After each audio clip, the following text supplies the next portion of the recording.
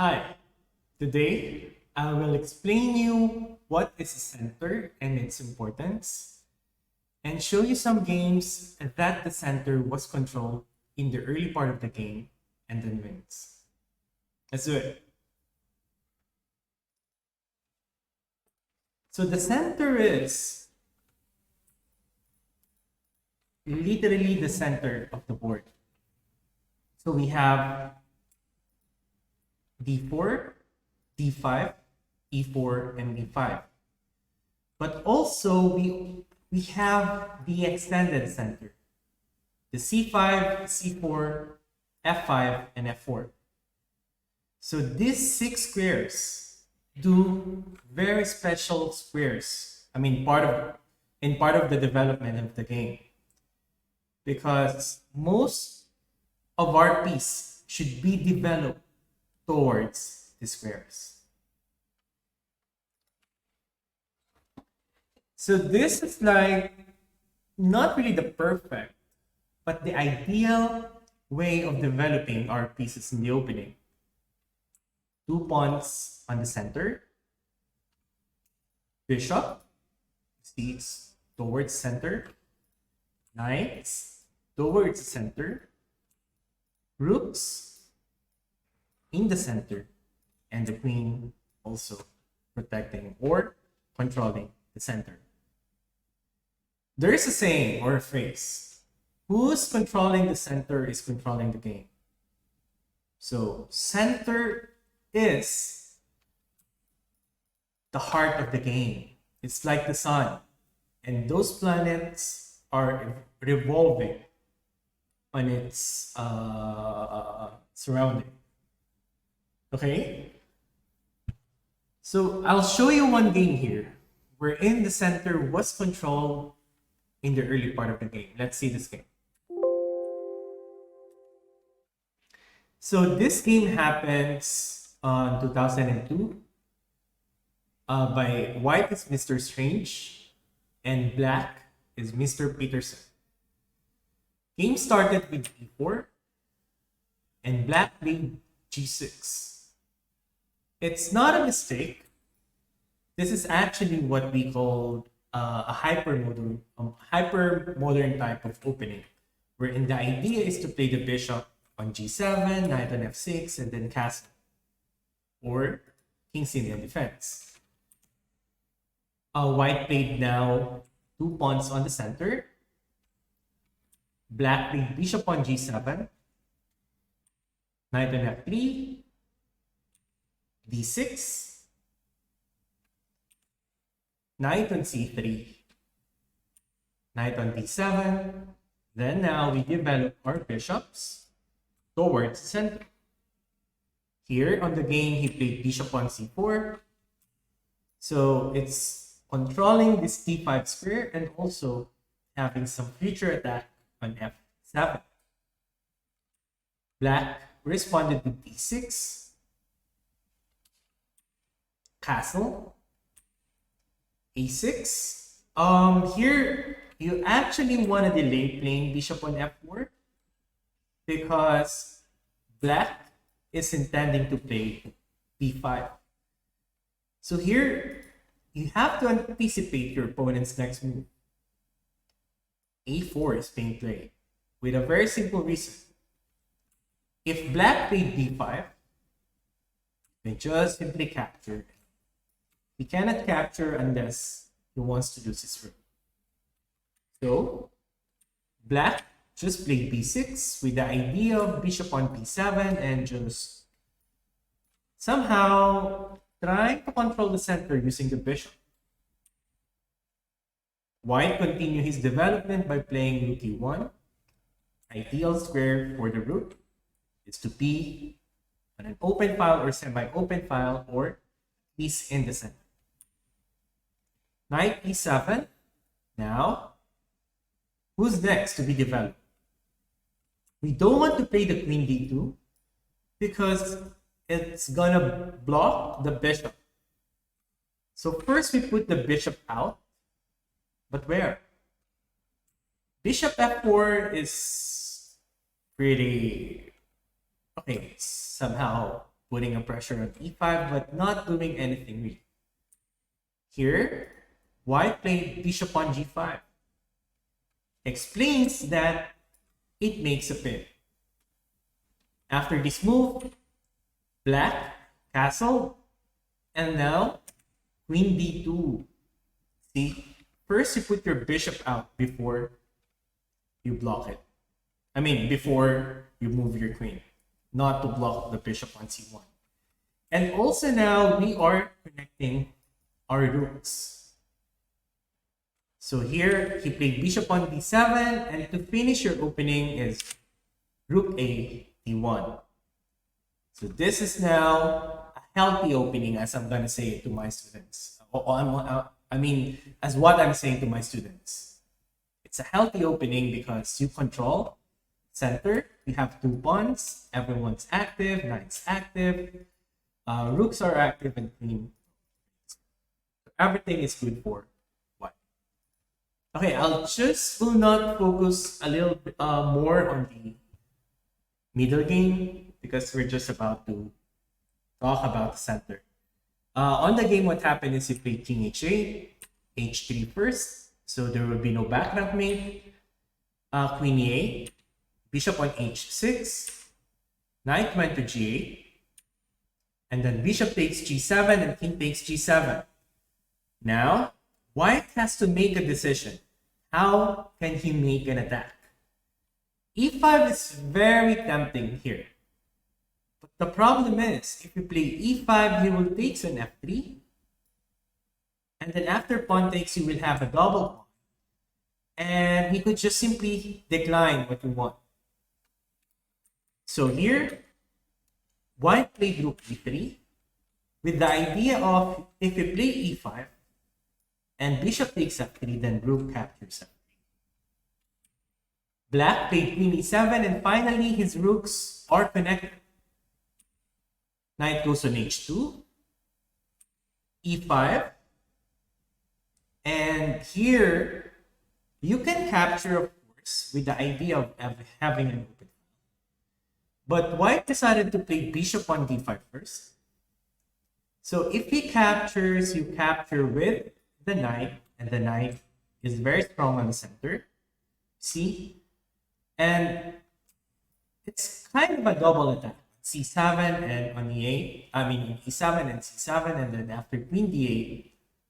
And I think here he could just play queen c3, putting more pressure on c7. But what happened in the game is queen bishop on b5, and black refuses. He played c6, bishop on b3, knight gf6. Now white captures. Okay, and then white wanted to exchange queen, and black's like, okay, let's do it. Takes, e5, rook f3, rook a d8, knight g4, asking for an exchange, knight went to e8. This time you have to regroup your group. Go back. h5 attacking the knight. Knight takes e5. A very risky move. Why? So here you have to calculate. If knight takes e5, because there's a pin, knight takes, and then rook takes, and then he takes here in f3, and then g takes f3. You have to see this coming. And white did his assignment. He well calculated for this series of exchange. Takes, and then takes. Knight on f6. White refuses to exchange. He just played rook on d6, rook on e8, knight on d1, improving the knight. The idea is like this, or even played c3 just to connect the pawns. Rook e7, then knight e3, b5, a takes b5, c takes b5, rook b6. White played here e4, and black played e4, and then white played bishop on d5. So after takes, e takes d5, rook on e7, rook takes b5, h4, c4.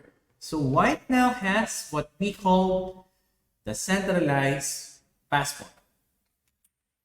A3, and of course you have to capture, otherwise that pawn will be gonna be a queen soon. So takes, rook takes, c5.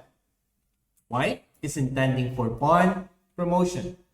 Rook a1 check and king g2, knight h5, and the idea is he wants to do a check on f4. Here white decided, okay, I'm not gonna allow you to check on f4, and then rook on b4, and then he played g5, protecting the pawn on h4, c6. Black played rook c1, otherwise this pawn is just gonna marching for a queen. And then here, white played d6. I'm just gonna explain why.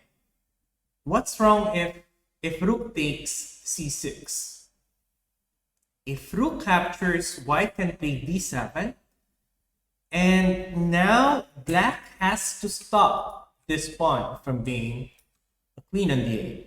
So the only move for him is maybe like rook d6, and then white can unleash this knight and goes to f5 with a fork. Gonna lose the rook for black. So here, after pawn on d6, white played knight f4 check. And instead of just putting the king on h2, white decided to capture the knight. Takes, takes, and the knight f5 check, king on f8, and then here, d7 is played. Okay, maybe you're thinking, yeah, I can just play rook d1 and then stop the pawn from being promoted. From being promoted, yes. But white can just play this c7 move. And after rook takes, white can play c8 queen. And it's checkmating too. Like this, and then checkmate. So on the game, what happened is, after d7, he captured the pawn on c6, white went to queen, and black resigned. So another position here is somehow similar. So we have king's Indian defense again, and white now has 3 pawns on the center. And now he has 4. So he's putting all his pawn in the center. Knight goes in f3, bishop on b3, and castle. Then bishop on e3, and these are some stuff that will happen, or even a push on e5 will happen soon. So after c6, knight on f3, castle, bishop on d3, a6, and now e5. B takes e5, f takes e5. So if white castle, he will have the open file. Knight on e8, h3, knight c7, castle, b5. Will you capture? I don't have to. He played queen on e2, knight on e6, and of course, we have to connect our rooks to finish our opening. Bishop on e3. So as we can see here, white is having this kind of development, protecting, and controlling. Everything is toward the center. In the first game, what we saw is white fully controlled it with just 2 pawns. But here now we have 4 pawns down into 3, and white, I can say, is better. I mean, if I'm gonna play white here, I'm very happy and comfortable. So, if not that you control the center, black will resign. Of course, you have to prove your opponent that you know what you're doing, and especially with the momentum of controlling the center. Here, black played bishop on d7. As you can see, this bishop is like, I don't know, it's like a tall pawn for now because it's doing nothing. And after rook a d1, put rook on the center, rook on the open file. Come on, this is too much ideal. Knight c7, how many times black has to move the knight? h4, queen c8, knight on g5, and white now start attacking. Black played f6. And Okay, on this game, white played a very, very good tactic called annihilation or destroying your opponent's defense. Knight takes h7. If king captures that what's happened in the game, there is the pin. Queen h5 check. Pawn cannot capture because it's being pinned. See? So king went back to g8. Bishop takes g6. And now with the threat of queen h7 checkmate. The only move for him is to move this rook and he move it on rook d8. White now played queen h7 check. And just the only move for black is king f8. So now, you want to checkmate here on f7, but there is a bishop. What you're going to do from this position? You move the bishop. Bishop h6. So if bishop captures, checkmate. If he don't capture, for example, let's pretend knight e6. It's gonna be a checkmate on h8.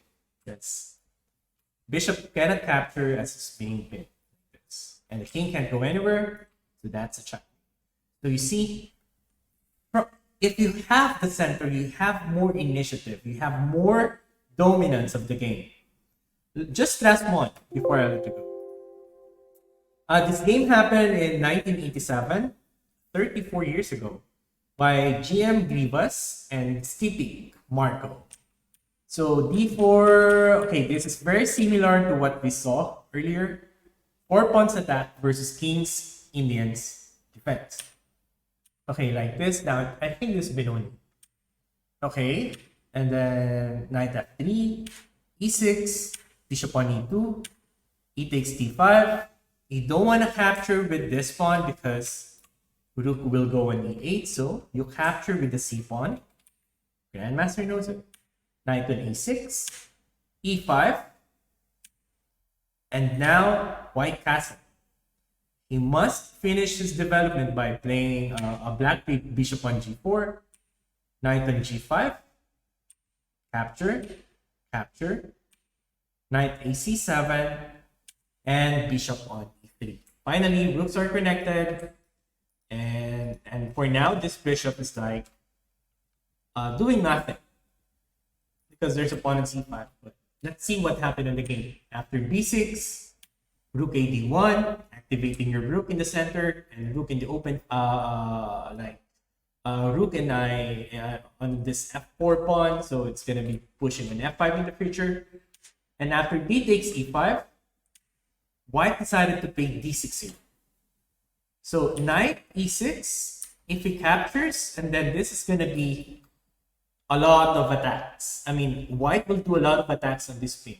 There's a knight on e4, knight on b5, and then even rook d2, rook goes on d1. There's a lot of things that happen if black captures that pawn. So black decided, I'm not gonna capture, I'm just gonna play knight e6. After knight on e6, knight takes, f takes e5, and now this is the purpose why the rook is on f1. Open file. Bishop takes e5, rook takes f8, king takes f8, and of course, if you have a chance, do it. Put your bishop on the h6. Dark square weakness. Bishop h6, check. Bishop g7, and then is it queen f3 or rook f1? The answer is rook f1. Check. King g8, because this queen is pressuring the e6 pawn. Queen takes e6, king goes on h8. Now the king is slowly being trapped. Queen e5, an amazing move by GM Grivas. What happens if bishop takes the queen? Then we have rook f8, a back rank mate. So black didn't capture, but instead he played king g8. And on this position, white played knight on d5 with the idea of check here, and then like this. Okay, let's pretend that, for example, black played like this. Queen d7, and then white can just play knight e7 check. And then after, king cannot go here, here, here, or maybe black will be forced to capture, but what if he goes to king h8? After king h8, it's rook f8 checkmate. Amazing. The bishop cannot capture because it's being pinned. Right? So that's it for now, guys. I hope you understand at least something for the center. And you guys have a great day. See you next lesson. Bye.